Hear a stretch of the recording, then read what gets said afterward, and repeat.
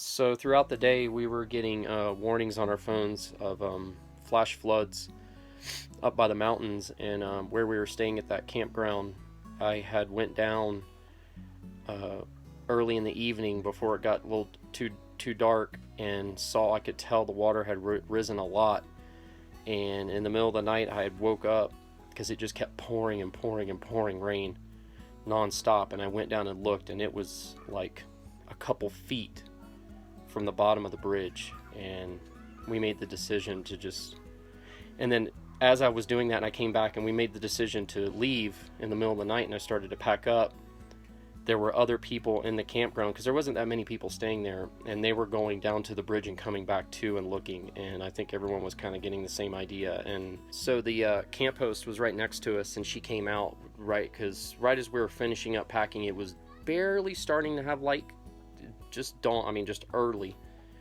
And she came out and said that they were getting ready to probably evacuate everybody in the next hour or something because the water was just rising way too much. And she's like, you're doing a good, it's good for you to go ahead and just get out of here. She's like, we're probably going to tell everyone to leave anyway. So that's what ended up happening. It was scary though.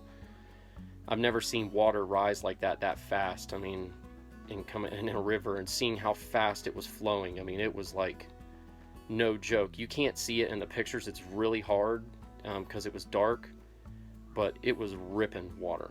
So we did a quick little flashback to before when we were at one of the other bridges, but it was at the same height as the bridge that you get out of the campground on, and you can just see how far it was, or how much it had to grow from being that far. So we ended up spending the rest of the morning. It was still raining. There were so many twists and turns on this crazy mountain road that we decided to go on. And so for at least a couple hours, I was just so nervous. I was just holding on as tight as I could because, there was so much that he was having to drive in with the trailer.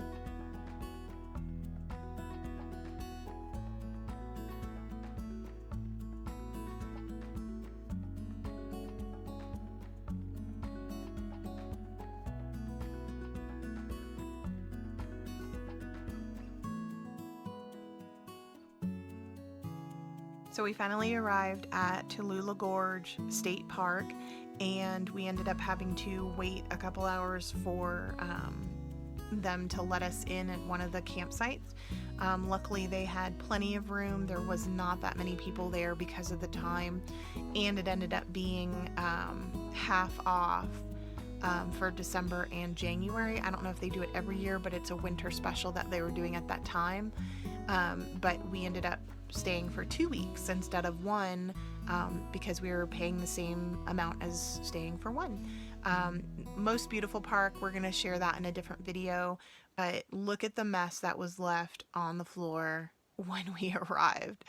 It was a mess. But Thank you guys for watching. If you made it all the way to the end of the video, thank you so much for your support. Don't forget to hit that subscribe button and the like button and the notification bell. Thanks so much. See you at the next place.